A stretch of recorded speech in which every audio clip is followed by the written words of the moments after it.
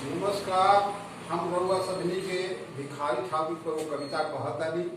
भिखारी ठाकुर एगो ऐसा लोकधर्मी कलाकार नहीं जौन की समाज के प्रत्येक अंग के यथावत चित्रण कैले बानी। अपन नाटक देखा देखा के समाज के सुधार करे के काम कैले बानी। वही पर हम रउआ सभनी कविता कहतानी। कविता के नाम भिखारी। भोजपुरी के अनगर रत्न भिखारी। रउआ सभनी लाइक करब, सब्सक्राइब जरूर करी।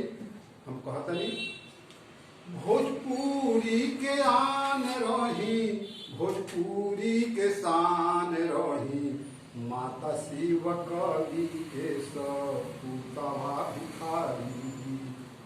1887 रहे 18 दिसंबर से, जिला सारण छापरा से बिहार हो भिखारी।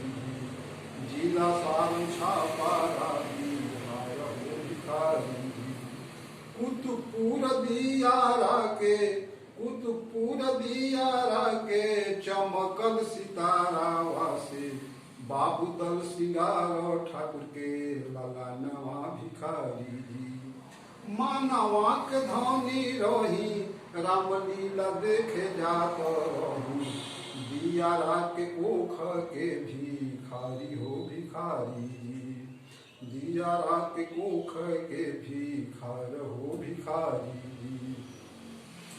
देखी सुन के आवत रही अपना नगरिया में, कबो नाटक कबो करी रामलीला हो भिखारी। कबो नाटक कबो करी रामलीला हो भिखारी। सड़ चले कलम भरे लागल कॉपिया से, सड़ कलम चले भरे लागल कॉपिया से, सरस्वती जी के कृपा पड़ल हो भिखारी जी। भोजपुरी में लिखी दिहनी बढ़ी चढ़ी किताबिया से, शेक्सपियर से तुलना भइल भिखारी जी। होखे जब विदेशिया नाटक, टूटत रहे बेट के फाटक, बेटी बेचावा बेमेल बियाह के बखान हो भिखारी जी। गंगाया स्नान लाग, लफुआ के भाग जाग, गबर घिचोड़ पिया निशईल भिखारी जी। भाई विरोध घर घर, भाई विरोध घर घर में विधावा विलाप से, राग रसदार अपनी भिखारी जी। एक बार जे देखी आई, दहेज दानव के मिटाई, जाति पाति कैले बाटे नाश हो भिखारी जी। आज रउआ रहती तो नाटक दिखाई देती, करी देती कुरीति के सुधार हो भिखारी।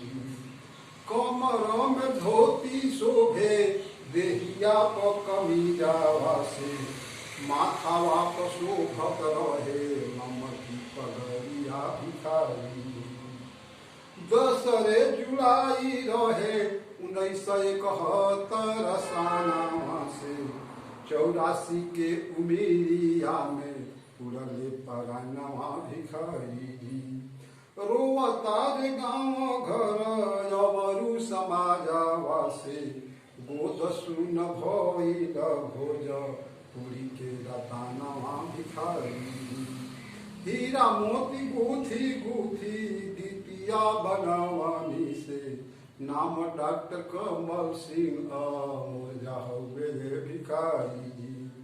नाम डॉक्टर कमल सिंह अमोजा हुए भिखारी जी। नमस्कार।